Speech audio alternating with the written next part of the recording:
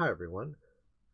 I just finished my fourth book, and I thought that given that I can't really promote the work that I do on YouTube very easily, I thought I might try and find something on here that is comparable to the sorts of things that I talk about. And this wasn't really planned. This just sort of popped up in my feed, and this particular video, it's by a channel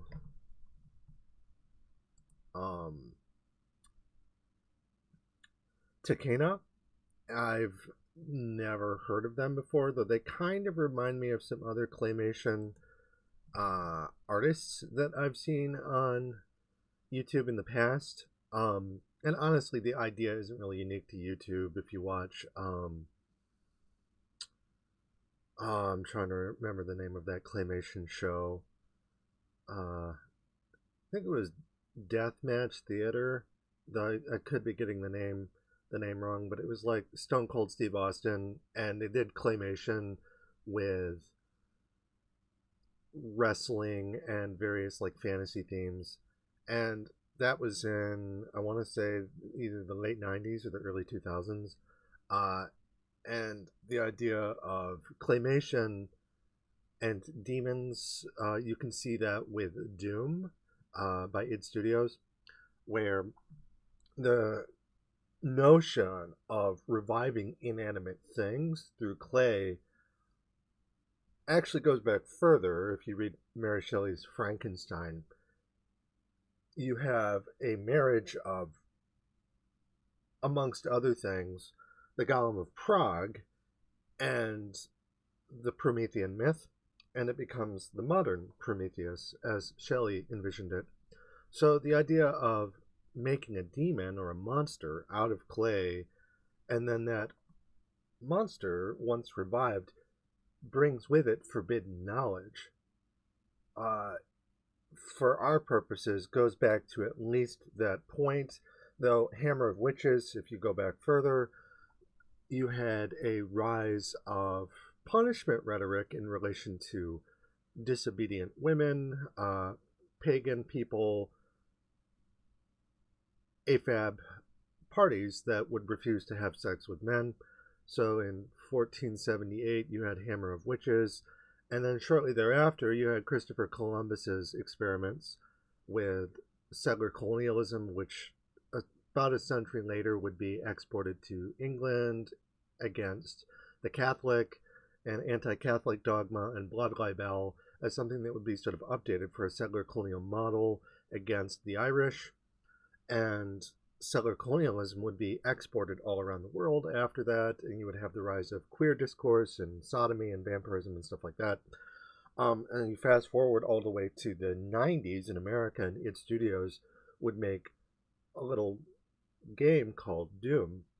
And it wasn't original at all. It was entirely unoriginal because it was actually, upon its inception, a reskin of Aliens. id Studios couldn't get the rights to do an Aliens game, so they took and they reskinned it, basically, and they told the story of Rambo in outer space, specifically on a Martian colony, instead of, the American companies involved. You had the UAC Corporation, so again, the Mary Shelley sort of mad science, and you abject settler colonial atrocities off onto faraway lands, literally astronoetics, outer space. And so nothing new. Metroid had been doing this in video games already since 1986, and by the time Super Metroid came out in 1994, where they sort of perfected that Metroidvania approach to things, Doom had released its own title in 1992 for DOS computers.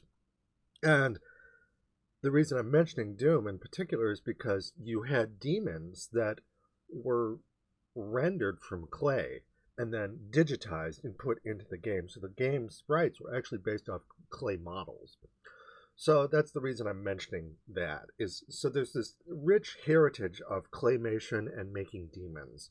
So when I came across Midnight Vampire here, I was like, oh yeah, okay, this reminds me of some of the other things I mentioned too, like the Stone Cold Steve Austin Deathmatch theater, whatever it's called. I can't remember the exact name, but Claymation kayfabe, basically, with lots and lots of violence thrown in. And clay makes a handy analog for that because you can make little clay figures, and it's Gumby with guts.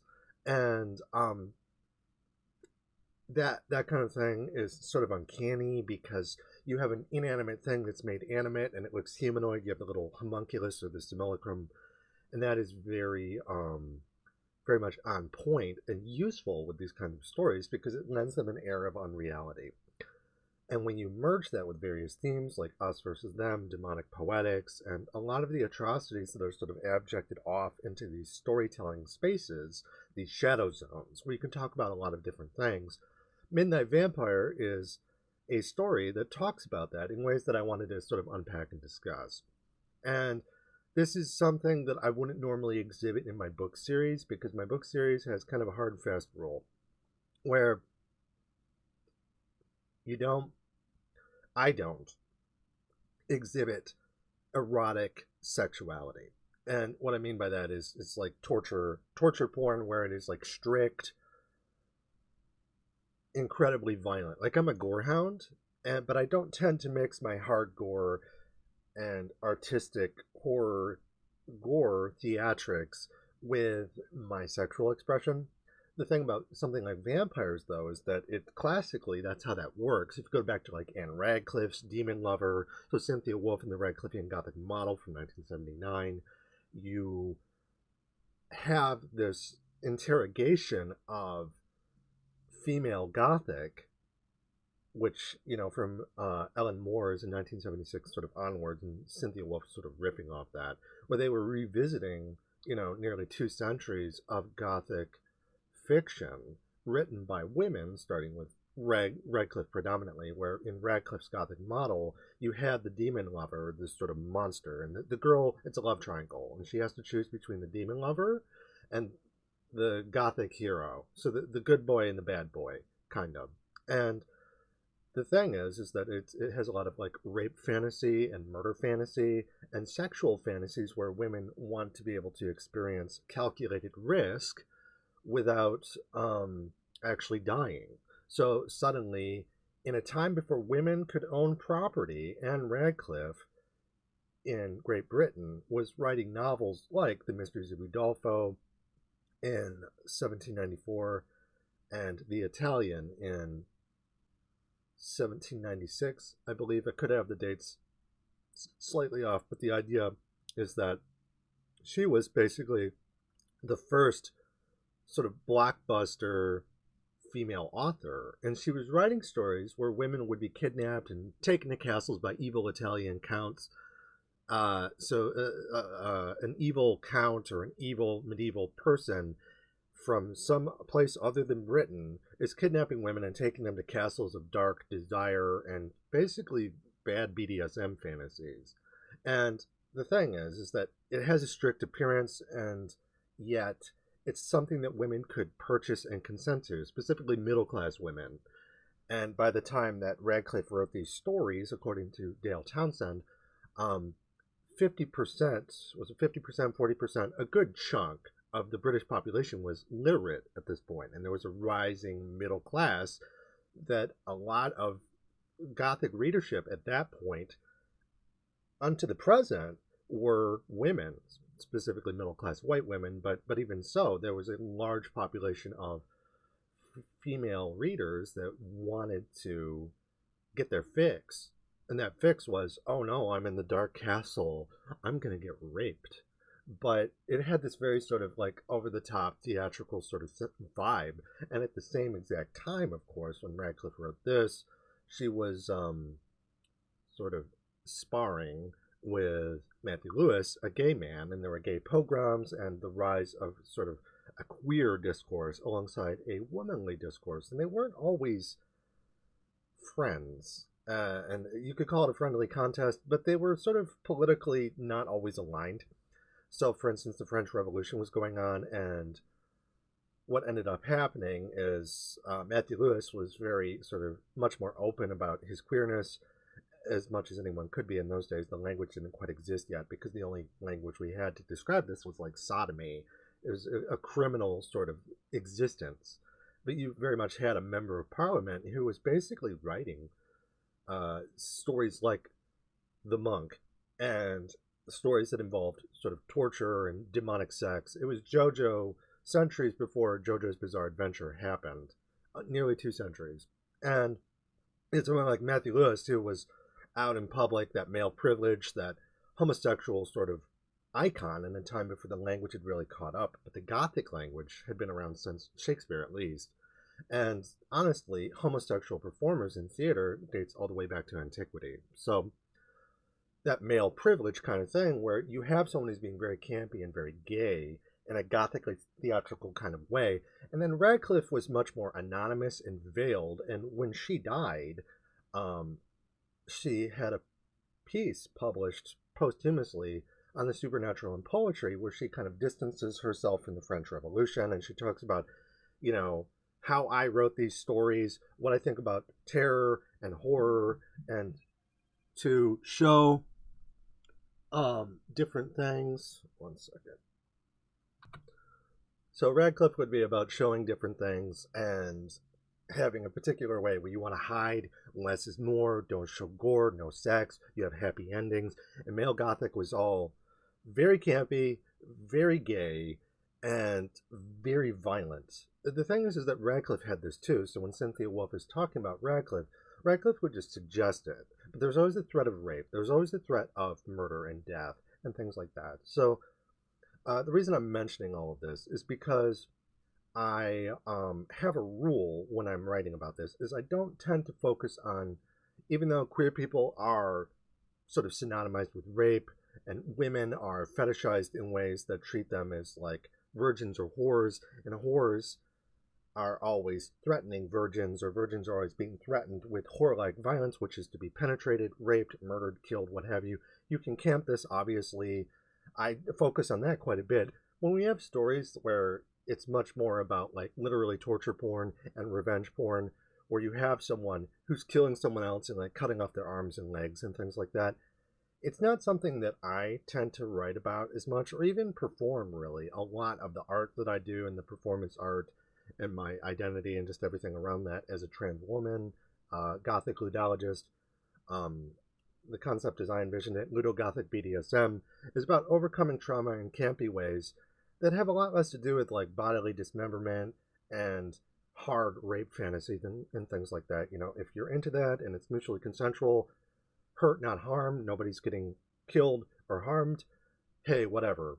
But it's not something that I tend to focus on as much, despite the fact that I'm a gore hound and I love horror movies and gore, Memento Mori, stuff like that. I just don't tend to mix it with my psychosexual expression. Like, my favorite kind of BDSM is being tickled. There's a couple other things that I do, but that's one of the things that I do. So I'm not, and it's all about, BDSM is all about inflicting like unequal power, exchange, something that you negotiate, and different kinds of feelings.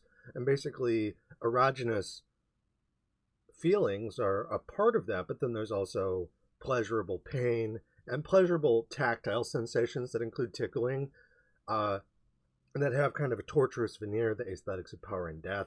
Vampires, right? That's a huge part of it. Or sex demons, Cenobites.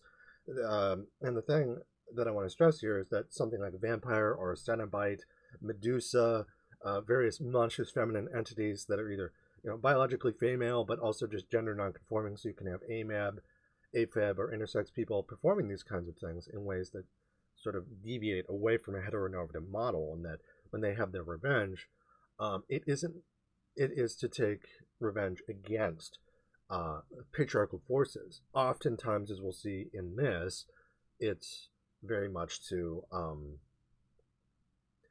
abject it. So this story, Midnight Vampire, is actually about a female vampire who rises and is hungry, and you know, her tummy rumbles, so she goes to the bar, a classic place where sex, specifically extramarital sex and drugs, sex, drugs, and rock and roll are sold, and it's acceptable if it's put off into a specific space where middle-class men can go and get their jollies, first and foremost. And then women are basically let in and pimped out, more or less. And there are a lot of ghosts and baggage from that particular capitalist model. And through that, you have someone who, touched by trauma and turned undead into a vampire, goes to these kinds of places to hunt. She's a man-eater. And she's sort of seeking revenge against these types of venues where predatory men go and feed and harm women, mostly women, in this case, unironically. And so the idea of the female vampire as kind of a man-eater in that respect, as a serial killer, but it also plays off the idea that now she kills this particular individual, and when you're traumatized, you pick up this ability to pick up on trauma. You acquire the ability to read the room, and you start to communicate through an acquired taste, predator-prey mechanisms. And through that, you can sort of look around you and get a knack for understanding. You give off a signal, and people around you give off signals too. And it's not supernatural. It has to do with the way that it's kind of an animal mechanism.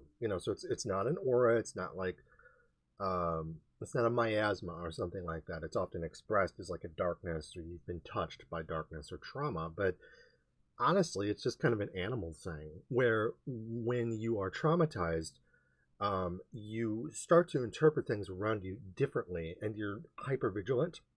And if you're in situations of perceived danger, like being in a bar, which is a place where predators are known to occupy, you will be at least partly on your guard, but you'll also be giving off kind of an aroma or signature.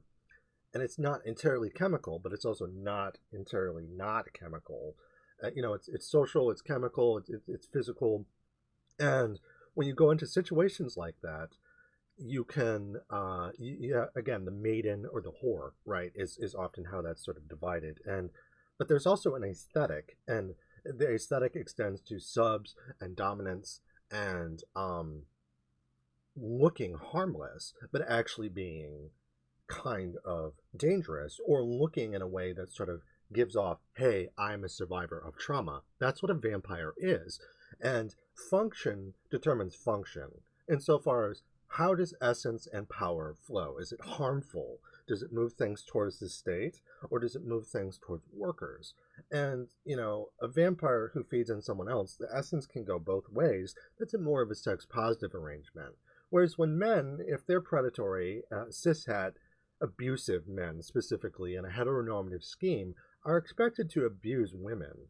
Whores are mistreated, they're killed, they're treated like chattel or property. So when men, or those acting like men, so tokenized women, for instance, TERFs, who are predating on their victims, cops and victims, right? If you have someone who's acting like a cop, then they're going to act like a vampire in a way where they take things for the state. So they take from people, and then they pass most of that upwards, and they support that kind of system, that kind of the status quo as it exists in a capitalist kind of way. It takes.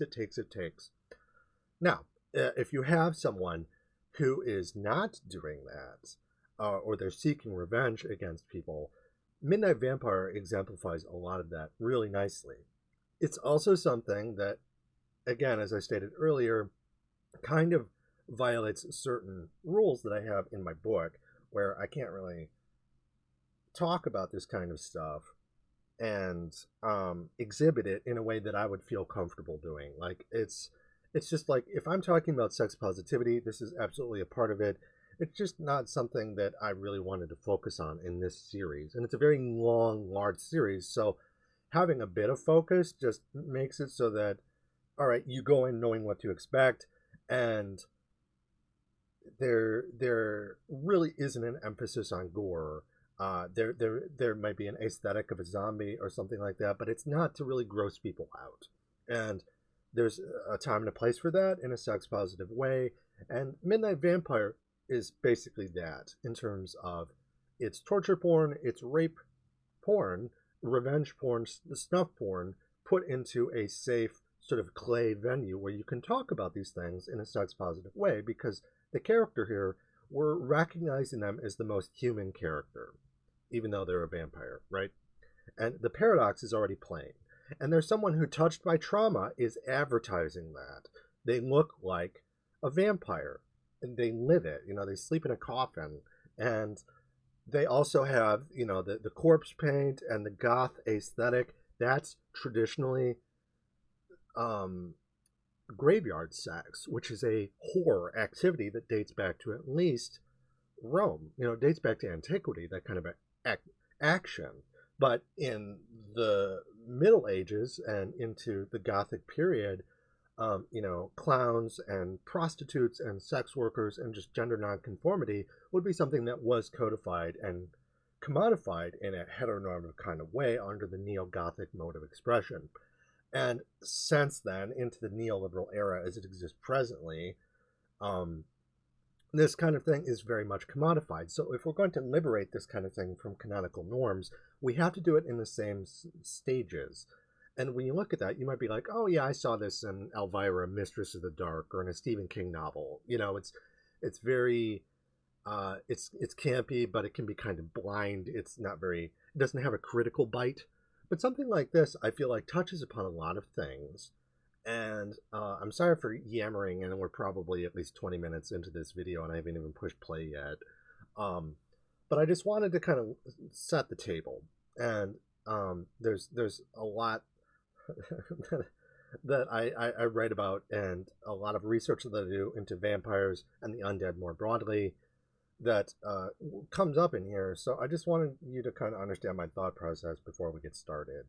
But with that being said, what I want you to keep in mind is that this person is a vampire. They're the most human character, and they go to a bar and they pick their victims in ways that you're not always aware of. Weird attracts weird, trauma attracts trauma. And you have someone who, oh yeah, they look like a dead whore, basically a female vampire. And it doesn't have to be female, but in their case, you know, that traditional sort of female sort of dead prostitute, basically. And a lot of cishet men are canonically conditioned to be drawn to that kind of thing. Oh, here's someone who's been hurt.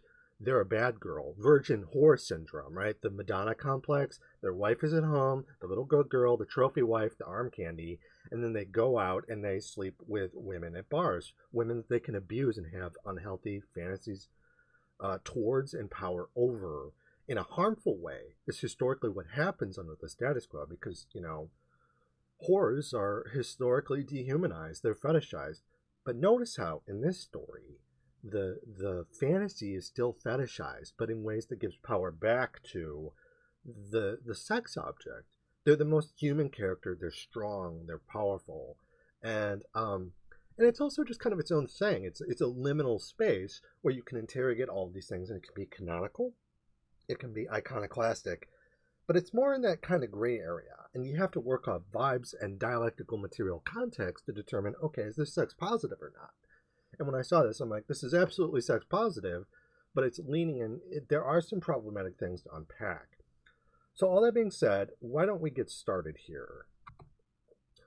So without further ado, I'm just going to start the video.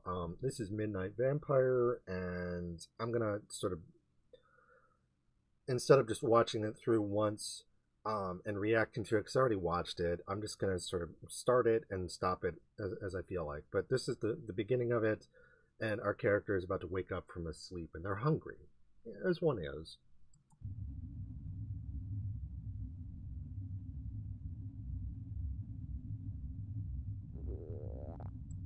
Okay, so right off the bat, the sound design is very reminiscent of Alien. If you're in the Nostromo, and it's the dark, sort of cavernous grave. Your bed is your grave, and you wake up from sleep. And that film has a very particular approach to postprandial and prandial, preprandial, prandial, and postprandial activities. The activities that are centered around food and home. The home is literally alien, and it's cannibalizing you, and there's incest and various other things thrown in there. But here, she wakes up, and she's surrounded by the dark, cavernous sort of white noise, or maybe brown noise will be a more accurate term. It's this ASMR of the grave. So she wakes up in a sepulcher, and she's dressed like a dead prostitute, a dead sex worker. And again, goes all the way back to antiquity. And it's hauntological because she has a style that's reminiscent of things that wouldn't have existed in antiquity. So you're kind of oscillating between the past and the present. But very much that dead baddie. She's literally a baddie. And she's waking up and she's hungry. And oh, well, if you've been traumatized before, where are you going to go to feed? And so she's a clubber, right? And she's going to a club or a bar, a place where she can get her fix. And a lot of people do that when they feel like they're out of control because of capitalism. They're in their little bubble here. There's Coffin, and they wake up and they have to go outside of their room, outside of their safe space. Oftentimes, people who feel out of control, the medicine is the blood that, poetically speaking, that they go and they find in some kind of space of danger. And it's sort of in quotes, it's sort of not, because classically you would go out into capitalist spaces where such predation would occur, and it was really the only place that you could find some sense of agency through calculated risk. And you would have women who were not married, oftentimes, or that would have to go and do this kind of work anyways. They would go and wine and dine at bars, and a guy would take them home, buy them dinner, basically, buy them a drink, give them a place to stay. It's survival sex work, from antiquity and the rise of prostitution onto like the 70s and 80s and 90s. And then with the internet, suddenly sex workers didn't have to go out to do sex work, and they could just get money that way. But they can still play off the fantasies and things like that. So her modus operandi is very much of the 60s and 70s and 80s. That, all right, people are starting to acknowledge that sex workers exist, and the free love movement and its decay towards neoliberalism from the 60s, 70s, and 80s. And was it Meeting Mr. Goodbar with Richard Gere? And a lot of times, a lot of these women, they weren't always homeless. In that particular film, Mr. Goodbar, the woman was a teacher. And again, that Radcliffean sort of middle class white baddie who would have sort of a double life, right? And they would appear maidenesque and able to be around children, that safe sort of woman or governess that could be around children and teach them. But then they would go out and get their fix. She wants what she's never had, all the things that make a good girl bad. Kicks After Six by Scorpions. And that kind of thing is very much the virgin whore syndrome is something that affects women, but it's inverted. And again, the anisotropic quality, function determines function, which way is power flowing. And female predators, or the idea of the vampire seeking essence through calculated risk, isn't automatically harmful, but the canonical idea is that they seek revenge. Female ghosts, female vampires are sort of angry whores from Medusa onwards, and they chill men and petrify them and then steal their essence. I mean, what happens when an AFAB person is sleeping with an AMAB person, just classically, ignoring the gender non-conforming stuff even, they take the male's essence. The man stabs the woman with his penis, and then she takes his semen. Who's losing essence there? And you could say that, the woman is classically in a compromising position, but a lot of times with sexually empowered women, dominatrixes, that vampire aesthetic, she's draining the men. So this kind of thing, it's the whore taking her power back through a calculated risk dialogue. So that's what's happening here. This is a very 1970s sort of sex worker sort of thing. But she's coming from a home, sex workers have jobs too, baddies have places that they call home. She gets up and she's hungry. And her hunger isn't just eating food, but, if you need a fix, because capitalism makes us all feel sick. It alienates everything. It sexualizes everything. And if you have trauma and you feel out of control, calculated risk is often something where you go somewhere, an agreed upon place, where the rules are sort of unspoken, but everyone knows them. And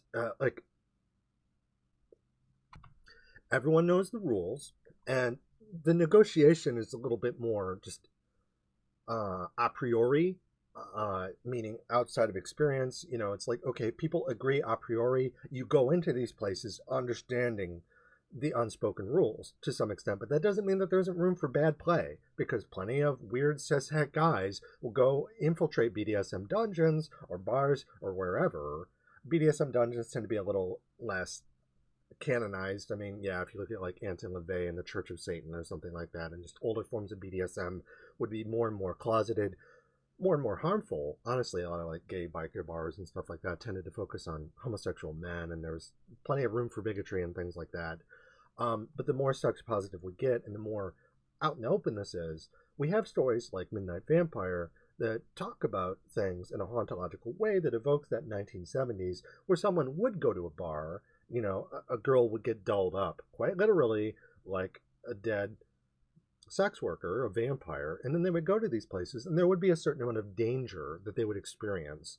And doing so would give them that feeling of agency that they would need. And oftentimes, in that era in particular, where you couldn't just go online and cam to get that feeling of power, you know, it's cathartic. Because when you are traumatized, trauma never leaves you. It stays with you for the rest of your life. And you have to be able to find some way to live with that in calculated risk through Ludo-Gothic BDSM, as I define it, where you basically combine elements of theater and play with BDSM and Gothic theatrics. And this Midnight Vampire is Ludo-Gothic BDSM par excellence. But it's talking about things in a very social kind of way that would sort of mirror or mimic the lived reality of women from the past. And, you know, queer sex workers, what they would call punks. A punk would be someone who is the possession of a transient person. So basically a transient person's sex doll, that kind of thing, from what I understand.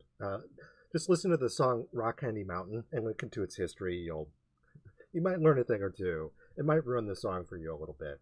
It's written by someone who was transient themselves, and they had to fend off sexual advances from other homeless men who are trying to prey on boys in particular. So it's like Oliver Twist, but like a survivor's retelling of that. But anyway, so instead of Rock Candy Mountain, we have our Midnight Vampire here, the titular sort of character, looking very stylish, but very hungry, and she needs that calculated risk because she is undead. She's been touched by trauma, so she's going to go and feed. And feeding, it's a social sexual kind of ritual, and certain things are given in exchange. And a lot of times we do these kinds of things, we're not even aware that we're doing them. And there is a self-destructive component. If you're not thinking about it critically and you're just kind of operating on autopilot, you can put yourself into situations where you are more at risk. It's quite common if you are homeless. We don't know if this coffin is in a house or if she's just on the street.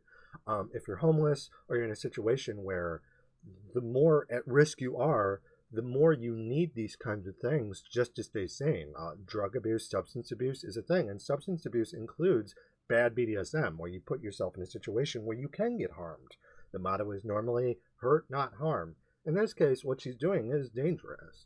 Absolutely.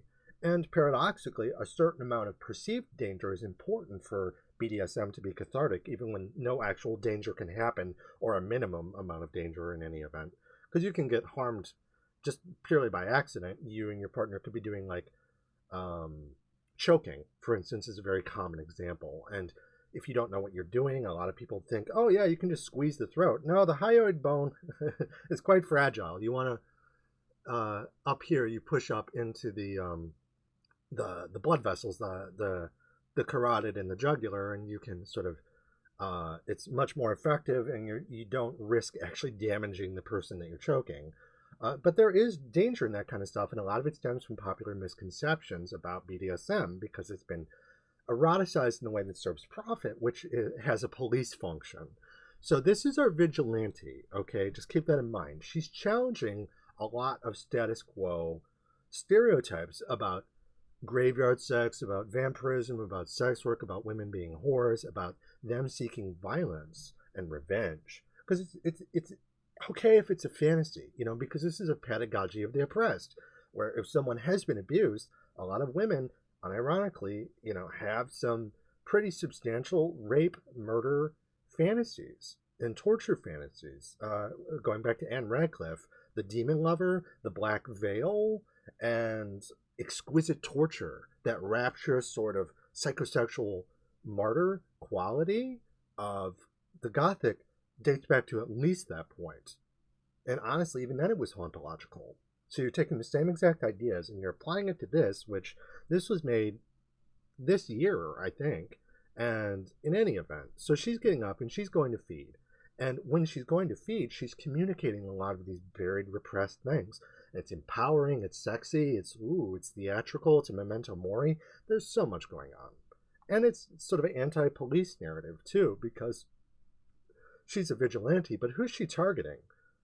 By and large, she's targeting abusive men.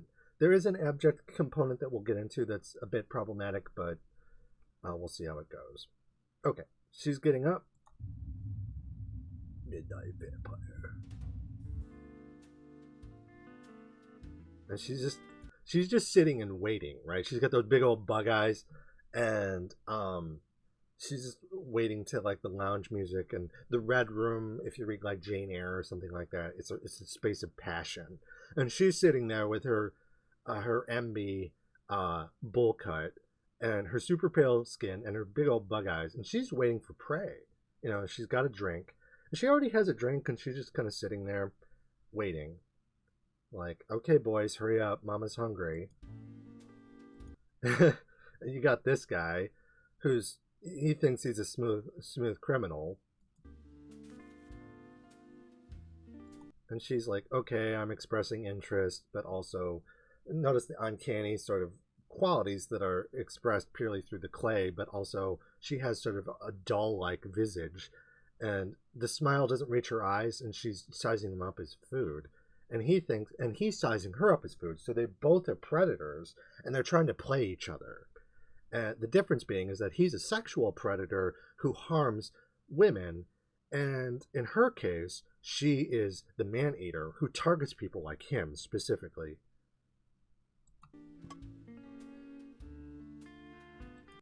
All right, and they're just kind of sitting across from each other. It reminds me of like the Seventh Seal, where they're playing chess with death. It's actually really similar to that, but there's no chessboard. Instead, they have the bar drinks, and they're just kind of sitting across from each other. You know that okay, we both know why we're here. Let's just get down to business. But he thinks he's looking at her, and he's like, all right, I'm gonna fuck you up. I'm gonna take you home and torture you. You're perfect. Look at you. You're almost too good to be true. Like, and he's not realizing that okay, she's wearing this on her skin. She's not even trying to hide it. So. And that's cryptonomy for you. You know, it's the double operation where you show and reveal different things. She's showing him just enough so that in between them, he sees what she wants him to see so that he'll take her home. She kills him. And then, wouldn't you know it, she's so good at what she does that there's a surprise awaiting for her. So it's a trail of breadcrumbs, and he's the lover boy method, where you get someone to fall in love with you, and then you kidnap them and you sexually traffic them, that kind of thing. So she's starting at the beginning of that trail of breadcrumbs, and she works her way back to the mastermind.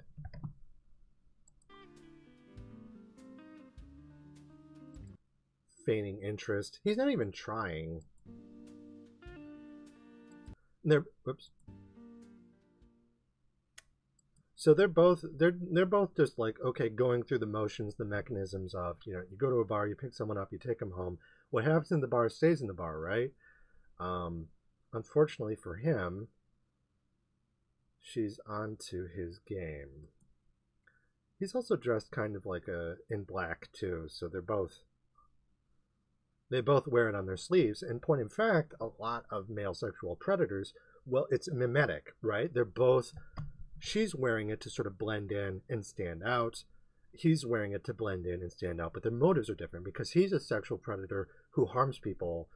She's a sexual predator who harms male abusers. She's a vigilante. And he invites her inside, not realizing that she's a vampire, and she can't actually come inside until she's invited. He locks the door, and he has that smug look on his face. Like he's like, oh, I'm so clever. And then, bam. She's kind of creeping him out at this point. And this is the fun part, right? The Schadenfreude, where this guy's a fucking asshole. We don't even know it at first. It gets more delicious as the story goes. Very similar to like Barbarian or something like that. Though in that story, the male tenant, what have you, was coming and going himself, but there's a secret inside the house, and she's a detective. She's a vampire detective. She's getting to the bottom of it, and she's basically killing the doorman here. And we don't find out that he's an asshole right away. That weird look that he gets on his face right before he turns around. He's gonna spring his trap. He's gonna, knock her out or whatever. But she's waiting for him, and she has him on the hip, as it were. And then he's like, oh shit. So she had him pretty well figured, sized up. She takes him down and drains him. And the ambiguous quality of this is that oftentimes people who prey can be dangerous. It's like if someone's a traumatized person, they often have different personality disorders and things stemming from their trauma that can make them feel dangerous to be around, but also sometimes abusive themselves. So she doesn't have 100% proof that he is a sex fiend, a sex pest. And so there's that ambiguity there. The type of vigilante fantasy is expressing that people get these feelings against those that you don't always know what you're dealing with, but she acts on it. She doesn't ask him. She doesn't wait for him to attack her. She just goes on her gut, on her instinct. So it's commenting on that feeling where you do want to prey on other people, or you're on your guard, or you want to fight. The first thing you want to do is, fight or flight. She's very much fight. She's bite, bite, bite. And he's like, oh, shit. And then, she doesn't have total incontrovertible proof beyond a shadow of a doubt that he's a sex pest. She shoots first, asks questions later, but that's kind of the nature of these fantasy stories, is that a lot of times you do operate off instinct, and that, people who are abused, cops or victims, right? It's a fine line between a vigilante and who's a cop or someone who's going after cops. And in her case, she's Antifa, but it's a fine line, because all of these things take place on the same stages with the same kind of actors. Good play versus bad play, acting, or BDSM it's you have to be able to thread that in ways that it's fine if it's a fantasy like this, where these are little clay figurines. You don't have to worry about harming someone, but it's also expressing like, all right, people do get fantasies like these where women do want to harm men, because men historically are apologized for by the government, by the courts, by the police. Police are a lot more likely to abuse their spouses than non-police are. Most people who abuse women or children or minorities or just anyone who's vulnerable in society are cishet men. So that desire where you're like, don't you just want to punch that cishet guy in the face, just drain him of his blood, just to make it so, I don't know if she kills him. She just takes away his ability to harm her. And she's able to find strength from that and become empowering. It's that secret agent, vigilante kind of thing. So she's wearing it on her skin. Her mask is her identity. It's the performance. It's all very inside, outside. You can reverse it. Vampires are very inside out. So that liminality, though, in terms of like, oh, wait, did she know for beyond a shadow of a doubt? No, she didn't. But that's part of the fantasy. Okay. Anyway. Rawr. So scary. She's got that high, right? Because, drinking, it's a metaphor for sex, right? And the white, the black, the red, so the aesthetic of power, of death, and feeding, it's all very psychosexual. And a lot of times, in the Gothic, you have the merging of war, of violence, of sex, of eating. It's all very medieval. Everything it's a confusion of the senses, a magical assembly, and a selective absorption. You choose what you want to absorb, what you don't want to absorb, and it's a song or a wavelength. These are all poetic concepts from one of my volumes about Gothic poetics, but the idea is that everything kind of merges together. She just fucked him. But it's a metaphor, a comparison between two unlike things. Very medieval, but also just everyone who is into vampires knows that when you're sucking on someone's neck, it's a metaphor for fucking. And sanguine essence exchange, she's getting stronger, he's getting weaker. She's taking power away from the theatrical equivalent of people who would normally victimize her, who, as it just so happens, look every day kind of ordinary. That's how predators operate. And when you have someone, nothing is more terrified to cishet men than an empowered woman or some other minority that is competent in ways that let them reverse the flow of power through the same aesthetics. They occupy the same stages. The hunted becomes the hunter and vice versa. So she's fucking, riding high, as it were. I like that, the black screen and the black, everything's black and white. Okay, and this is a kill house, right? There's nothing here. It's literally an empty room. So when she looks around her, and you might think, oh, when she walked in, she's good at this. She already read the room, but we're seeing it now because we're not hyper-vigilant like she is. This place is empty. This isn't where someone lives. This is where you take people and kill them. So then you realize, oh, she actually did know who she was dealing with.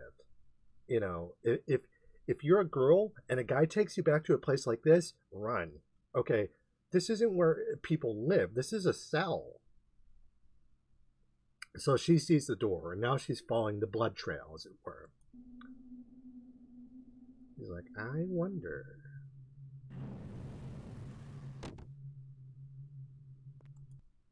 So again, the plot to Barbarian, basically, but it's inverted through the killer is coming outside in. And it's a jail cell. It's a prison. A holding cell.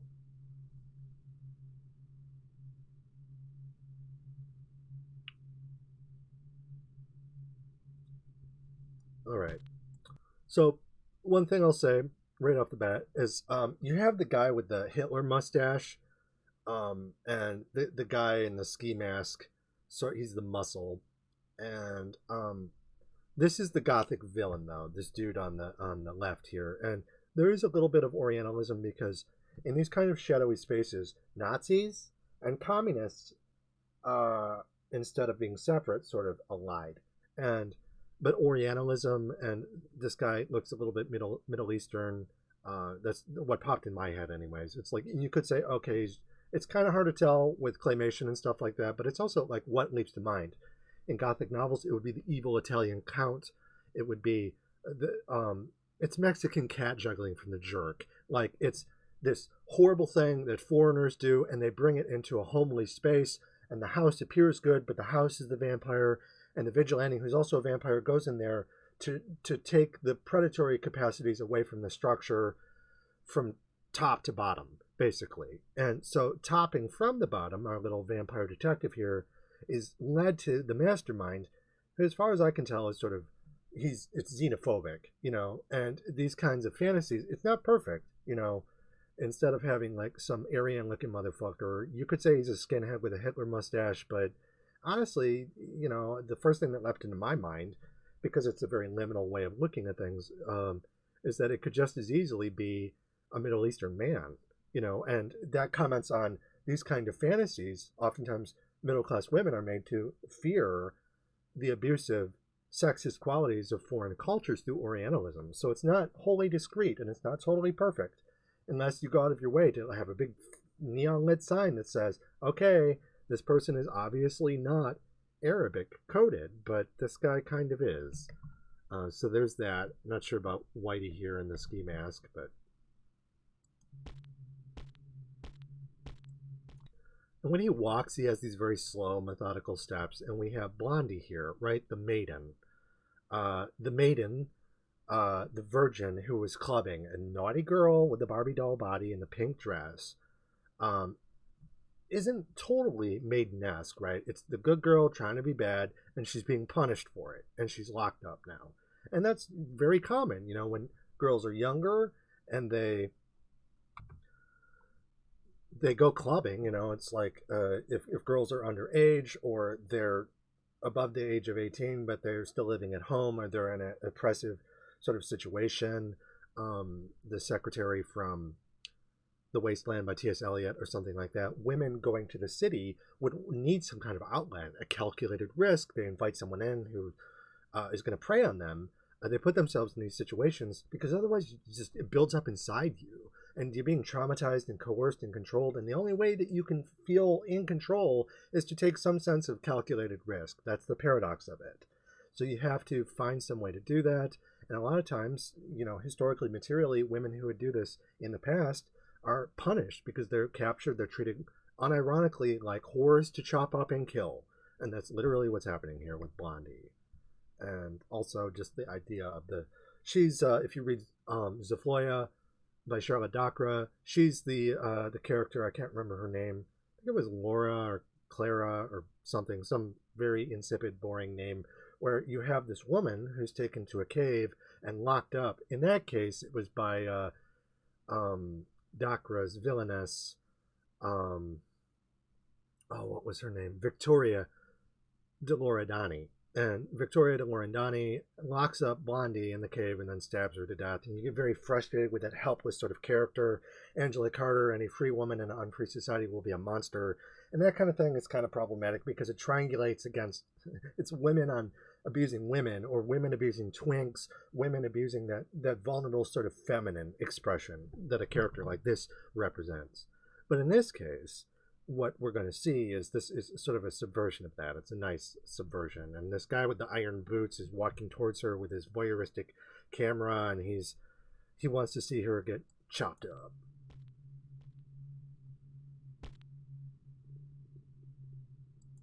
Yeah, it's not really a Hitler mustache. That's why I didn't think, okay, this isn't Hitler, even though it has that BDSM kind of thing. You have this guy, again, the muscle. It's very fash coded, but you have this token Middle Eastern man with bags under his eyes. So he's a vampire too. He's a predator. They're all dressed in white and black. He's the executioner. He's the Axeman. And you have, the blonde girl who's the damsel in distress, and he's about to take her apart for that voyeuristic fantasy. It's a snuff film, basically. And you have these weird guys in black tight pants and gloves and manacles, and that 1970s Susan Sontag fascinating fascism approach to BDSM. So again, very hauntological, right? But they're going to camp it a little bit. And, for dramatic effect, oh no, don't.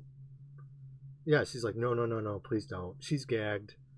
She's crying, and you'll see in her case, she has the same kind of makeup that the protagonist has, but hers is smeared from crying, so she's helpless.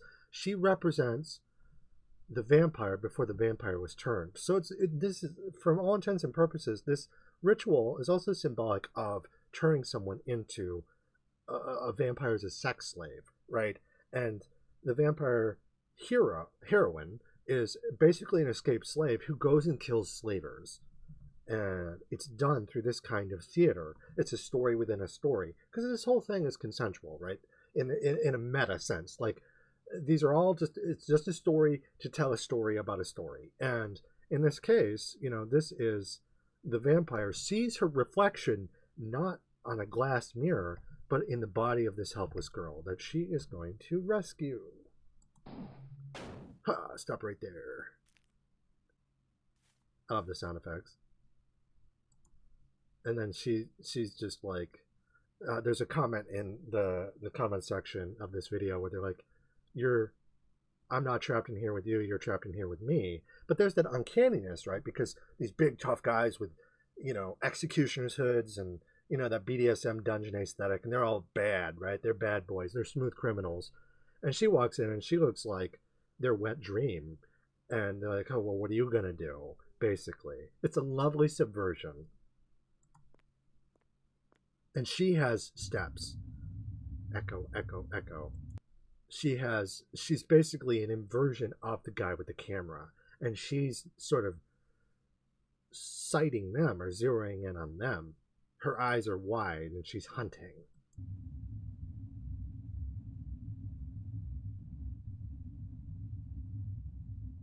And he's like, all right, well, now she's going to make the pencil disappear.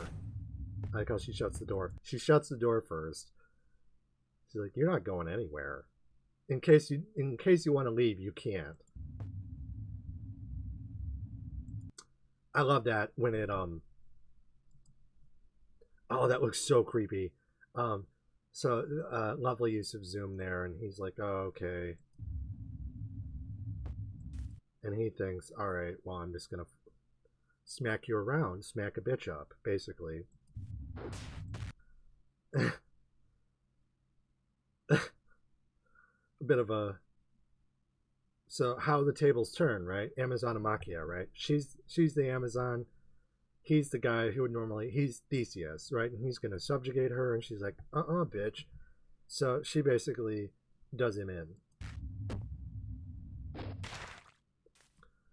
Also a nod to Interview with the Vampire, the more recent version of the show, where Lestat punches through the priest's head. You know, the male patriarchal dominator, the secret predator who looks kind of human, and she punches a hole through his fucking head. I love it. And then she just looks to the next one. It's like, okay, who's next? She's the executioner. And he smiles and he starts filming her. So it suggests that he has like a compulsion and he can't stop. And he's drawn to death and violence. And, you know, as an artist, you know, it is possible for people to be artists and predators. Look at Roman Polanski, right? And so he's filming her, you know, and now, vampirically speaking, he's hypnotized. But he's also trying to, you know, they're fighting each other in the midst of this. So it's again a story within a story, and he's filming her with his Oculus there.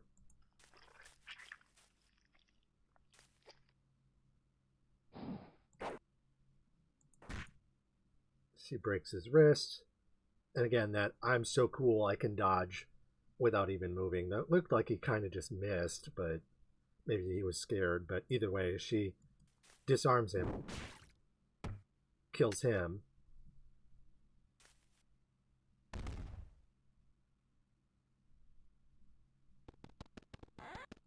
And of course, he's the Gothic castle, right? The king always has a back door to escape. It's a house within a house. And again, alluding to a dungeon within a dungeon within a dungeon. The concentric sort of sphere that is full of these restless illusions that allude to violence behind hidden atrocities. You know, the outside of the house is a facade, like a church or a castle, and you go inside and things look kind of normal, but also kind of not normal. They look kind of normal, also kind of not normal on the outside, too. You look at a castle, you're like, oh, it's just a fake castle. It's only a model, as Terry Gilliam would say in Monty Python. But it's also a fucking castle. Like, and people under the stairs, you have this big old house, and they're eating people in the basement, the dungeon.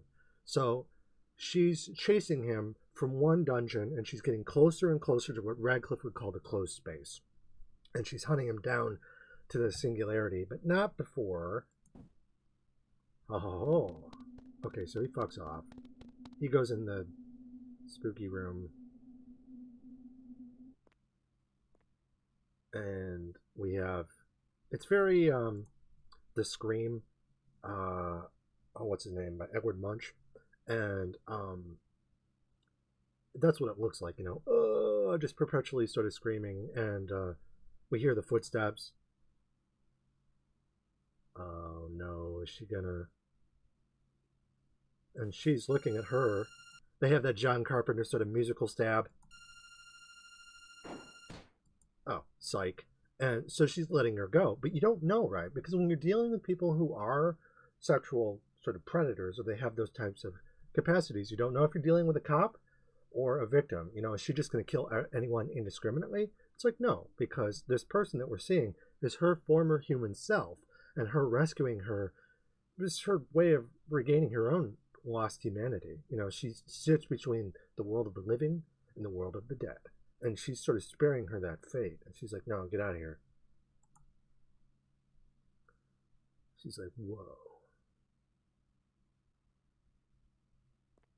Now she's the death dealer, right? Very Frank Frazetta. I love that too. The silent film kind of thing. Wait.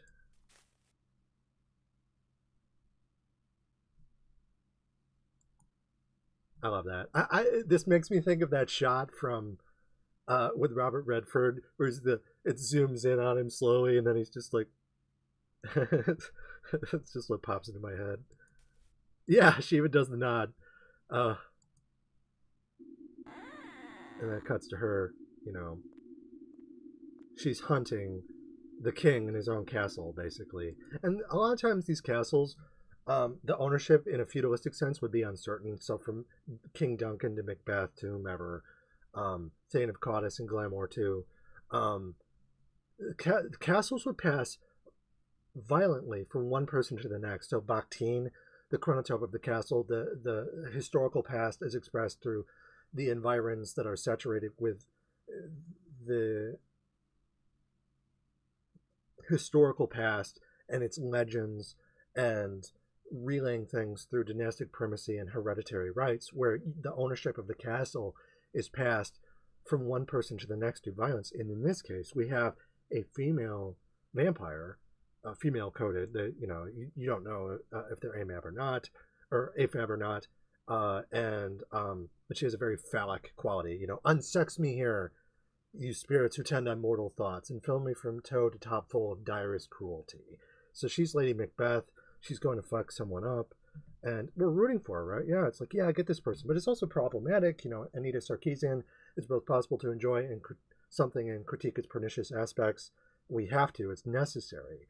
So even though she's going to kill someone, the person that she's killing isn't a white boy. You know, the ringleader is the Gothic villain, the banditti, the bad guy from somewhere else. So that hauntology is problematic to some extent. It's not perfect, but it's that kind of thing. The person may not even be aware of what they're doing, and it may have just been a bad claymation job, and they meant for it to be a white person with a weird pedophile you know, beard, you know, just that porn stash, rapist glasses and pedophile beard, John Jolie.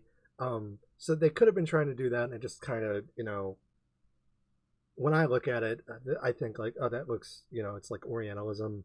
But these things all exist in the same kind of space too. Bandits and swarthy barbarians and sultans. You know, it's 1001 Arabian Nights. It's Count Dracula. It's Frankenstein. It's Macbeth. All of these stories exist in the same kind of theatrical space. So in some sense, you know, you're communicating through taboos. You're communicating through xenophobia and xenophilia and BDSM. It's all in the same sort of dark soup.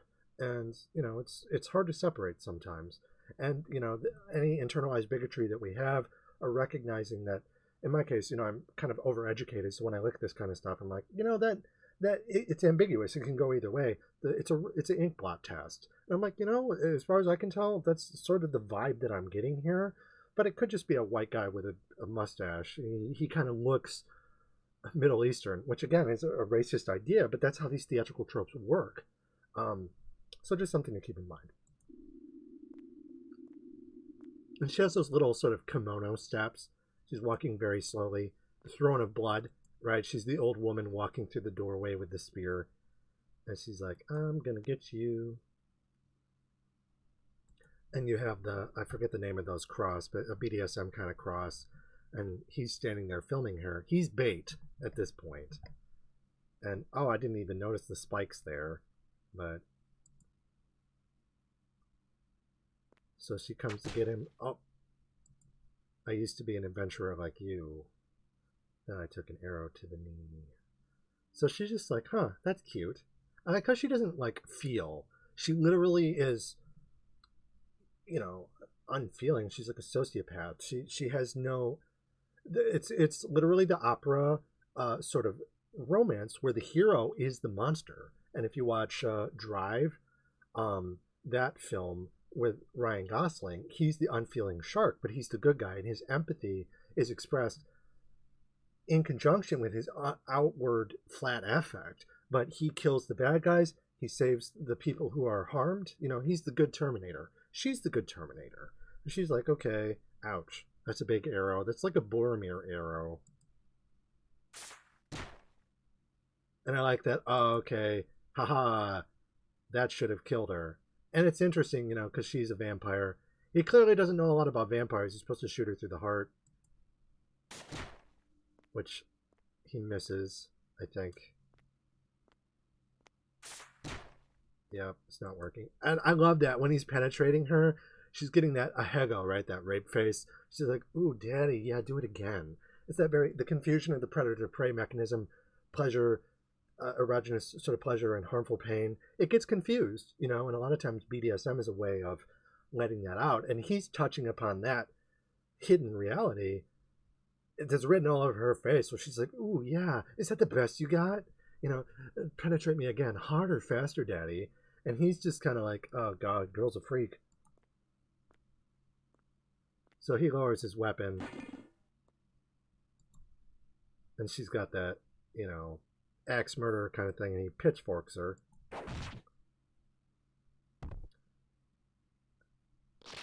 We got the guy in a gimp suit, and he throws her like hay onto the spikes. But she's loving this, you know. And this isn't supposed to be taken literally. This is like, okay, this is death theater. This is like BDSM. But it contains the aesthetic of torture. And it's talking about like catharsis through revenge fantasies and murder fantasies and rape fantasies, you know, to penetrate someone harmfully.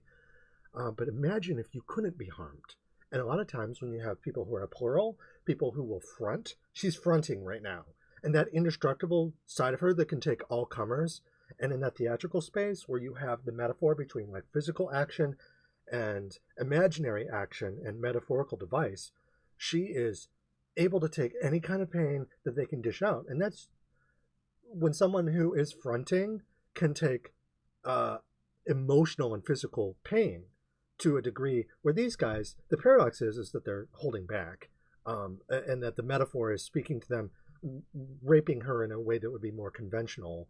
And these things symbolize that cryptonomy, right? You're showing and you're hiding. You're showing the big scary thing that's representative of physical abuse, domestic abuse, battery, assault, sexual assault, things like that. But you're expressing it through a symbol of murder and death because it can push in that direction. But if you have someone who's just not fazed by that, and then they're like, just straight up fucking everyone up because they can't feel pain. They can only take power. And I know people like that who, having survived, if they're in a situation where they feel like they're in danger, just again, visually recognize the vasovagal response, the red room, penetration, things like that. They front, the vampire comes out, they get thirsty. And they literally can't be harmed emotionally. They can be harmed physically. And the fantasy here, obviously, with the vampires, you have someone whose body can't be destroyed. It regenerates. But again, these are metaphors for the emotional, psychosexual psyche side of things. You know, we have physical theater and memento mori expressing things that are in between the physical and the mental. And so this is a psychomachy, right? This is a battle of the mind, but it's expressed physically in little clay miniatures.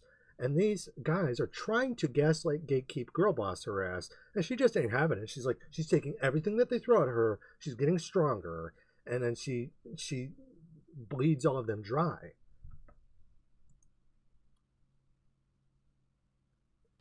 I love that.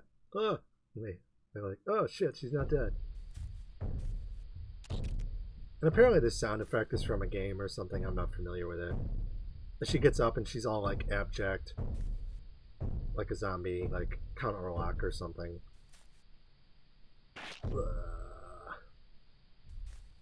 Like, haha, have at you. So she does him in. Twitch. This is all standard issue death theater. I love the focus. He's focusing and he's about to get penetrated. So the shoe's on the other foot. The voyeur is about to get, well, we're watching him now. His gaze, just as he's looking at her, we're looking at him looking at her. And he's looking at the thing that's about to penetrate him. And this is all foreplay, basically, in his mind. He's not quite right in the head. Okay, he tries to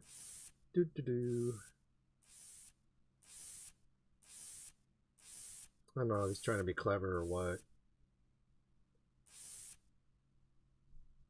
So he's trying to sneak away. She's not doing anything, and we're like, okay, why not? Surprise! And then the idea is a lot of times when you have split personalities, people with borderline, where they're not necessarily fractured into wholly separate entities, but there's that soft virgin horror, also speaks to the desire to avenge, where it's often done by the Victoria de Lorendani kind of character. But what if, subversively, speaking to the historical material realities of these kinds of things, if you have someone, the kawaii versus the kowai, so she's the kawaii and the kowai sort of thing, you can subvert it and very easily have the cutesy sort of killer with the axe. And, you know, it's the same kind of idea. She has the corpse kind of makeup and stuff like that. It's also a rite of passage, stuff like that. But it speaks to people who look soft and have these dark, deep desires. This is cathartic. Okay, hurt, not harm. Nobody's getting harmed in the making of this. And if cishet guys get uncomfortable about this, they're projecting. And they need to understand that this isn't an argument for people to go out and just chop up anyone indiscriminately with an axe. These are targeted attacks against poetic devices, first and foremost. And this kind of thing is like, you better watch your back. We got our eye on you, basically, is mostly what this is. Mostly. Oh, no. It's very Monty Python. I love how she kicks him in the chest. And if you've ever seen Maniac, there's the... Oops. So his face is frozen in pain. And but in Maniac, which it just occurred to me, the guy in that had a mustache too. And he, you know, it's that Tom Savini sort of torture porn from the early 80s. And he has this hallucination where his victims, dolls, come alive and rip him apart. So that's basically what's happening here. And if you read Monk Lewis's The Monk, there's a scene at the end where the devil, the shape-shifting devil, rips Ambrosio apart on Bald Mountain. Same kind of idea. So this goes all the way back to Matthew Lewis. And, you know, it's also just medieval torture, trial by fire, where someone is basically taken apart while they're still alive. So that kind of medieval torture aesthetic is hauntologized in 2024 to sort of speak through things through the 1980s, 1970s sort of torture, but it goes all the way back to the Neo-Gothic period and the Renaissance and so on, to speak to ongoing atrocities and things that are sort of abjected off onto weird, creepy dudes that kind of look like this, kind of look like that. There's a liminal sort of quality to them on their surfaces within their thresholds. But yeah, this is torture porn with a cathartic function, ultimately. And she takes her time with him too. You know, she hits him in the, oh god, ugh, oh no, and she's like, bam, fuck you. You know, and it's like, yeah, you go, girl. Get it. And then she realizes that she's alone. And in a psychomachic kind of way, they're doubles of each other, right? And she's like, oh, well, where did she go? And maybe they're a separate entity. Maybe they're the same person. What if you were tied up like that and you felt helpless and you could just hulk out, be like, no more. And then you just fuck their shit up. You know, yeah, I've had fantasies like that. I've been raped. And fantasies like these are very common. A lot of times, though, it's done through division. You front. You know, you go to a dark place, but a dark body, and you have this pilot. You know, it's like I stand before you a weak and feeble woman, but I have the stomach and heart of a king. And, she's the queen bitch, basically. They're often two sides of the same individual, the same entity, the same system. I'm not borderline, I'm neurodivergent, and I have trauma, but my trauma also occurred after my formative years. I was raped in my 30s. But I still have power fantasies like these. And honestly, I was abused when I was younger too. My father and my stepfather abused me, various adults in my life. So there is that strong side of yourself, but it also acknowledges the ability to feed, the ability of the trauma mechanism, taking power through feeding, and the ability to take punishment. She's all fucked up. She's like, nope, I'm going to have a nap now, and so two sides of the same coin. And this goes from individuals to society to generational trauma to lost generations and things that are sort of spoken about in these same shadowy zones through a hauntological cryptonymic mode, reversing the process of abjection within the chronotope. Bam, bam, bam. It covers all of it. I love this. Sleepy time. So we have the coda, right? Okay. Rise, fall, rise, fall. And it's it has that black and that red sort of aesthetic of power and death, blood, leather, that kind of thing. The horror, the bloody horror, the bloody nun is, if you go back to Matthew Lewis, the nun in the black habit covered in blood. It's literally what this is alluding to. So the bloody nun goes to sleep. The death of someone else or herself that she sees in someone else, you're not really sure what. Unreliable narrator and all that has been avenged. Time for a nap. Until next time. Party music. And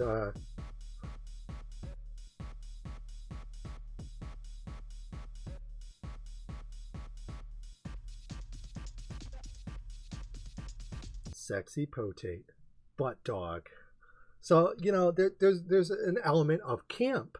And that goes all the way back to Monk Lewis, to Shakespeare, Oh Happy Dagger, rust in me and I die, or whatever Juliet says when she stabs herself. She fucks herself, And, there's that kind of psychosexual penetrative quality to that. Death Theater, Ahego, and Moe, the maiden, very prepubescent or just on the cusp, ephebic or whatever. And, nubile but young and on the market, that kind of thing. So there's a lot of stuff like that that's going on that I absolutely love. And long ass video, I know, but I want to kind of do stuff like this just because it's not something that I would necessarily want to exhibit in my book, just because it's a little bit meat axe, quite literally. And it's like I tend to focus more on like bare exposed nudity and penetration that is more erotic, as opposed to psychosexually sort of synonymous with eroticism, but it's not like overtly like PIV sex or whatever hole you want. But yeah, I want to start doing, I'm taking a little break from writing because I just put out my 4th book. I can't put the link in the description of my videos, but it's just know that, it's like I am someone who specializes in BDSM, Gothic poetics, consent, non-consent, rape play. Basically, these are working with sex workers who just as often are not only artists but survivors of sexual trauma. They find agency and confidence and power, and they make money doing it too. So this is like, a side of my work that I don't normally get to talk about. It's not something that I talk about as much in my books. I mean, I do talk about vampirism. I do talk about unironic violence. I don't tend to exhibit like images of gore, like where you have chopped up bodies and stuff like that mainly. But I talk about, sexual abuse and rape and murder and things like that, obviously a lot. But I also talk about subverting them through this kind of theater. But I tend to focus on like nudity and eroticism. And there's a psychosexual element, but I don't have like ripped off arms and heads and it's Mortal Kombat kind of shit. Not really. So being able to do something like this just on my YouTube channel, it's like, okay, I need something to use this channel for. And if I can't actively promote my work, then I can at least respond to things like it. That, something like this is perfect because it's like, it's claymation. YouTube will let this channel post this. It's like, okay, well, I can at least talk about this then. Because normally I can't post anything about what I do on YouTube. It's that American sort of double standard, right? Where you can have super violent shit, but if you have any kind of erotic imagery at all, exceptions aside, and weird double standards like that, I can't post any kind of nudity at all, even if I want to talk about it in an educational way. Doesn't matter if I'm actually technically following the standards. It's like, okay, here's nudity. I'm talking about it in an academic way. I get fucking flagged, and not only flagged, but like, okay, if you do this, we'll flag your channel 3 times you're out kind of thing. And it's like, okay, well, I don't want to fuck around with that. It's too arbitrary. I don't feel like dealing with robots and shit. But if I can talk about something like this, where it's obviously like, okay, someone else ran the gauntlet, they uploaded something like this, okay, I can do that. Because oftentimes when we're talking about sexuality, we have to do it in ways where the giant fucking overlord machine will be like, okay, this is acceptable. Super gross violence is totally fine. But we're not talking about violence now, are we? Not exactly. We're not talking about like actual people being chopped up. We're talking about psychosexuality. We're talking about BDSM. We're talking about sexual assault. We're talking about consent, non-consent, and BDSM, and so on. So this is a nice little sort of buffer, and it gives me a chance to sort of talk about this side of things. And if you're interested in my work, Waard Art, it's literally my last name with art.com is my website. You can go there. It's 18 and up, but it does talk about this kind of stuff. I have 4 books out, and I have a lot of other stuff that I share on there, and I do a lot of work with sex workers. So if you're interested in seeing the kind of work that we do to express sex positivity through the Gothic mode, there's your place. It's also, communist is hell, all cops are bad, we're anarcho-communists, so all states are bad, that kind of thing. But yeah, so I'm going to be trying to do more content like this in between books. I have another book that I'm going to start working on next about demons. But in the interim, just in the next couple weeks, probably, I'm just going to, be doing artwork and just fun shit like this, where I'm just like, okay, whatever. But yeah, if you like this, leave a comment. Let me know what you think. Let me know what you want to see. I have a review coming up about Alien Romulus. I saw that. I enjoyed it. So I do have some stuff planned, but let me know what you think. Like, share, and subscribe, all that. Feedback, if there's something you'd like me to talk about, let me know. And I love responding to stuff like that. But yeah, until next time, everyone, thanks for watching, and stay tuned.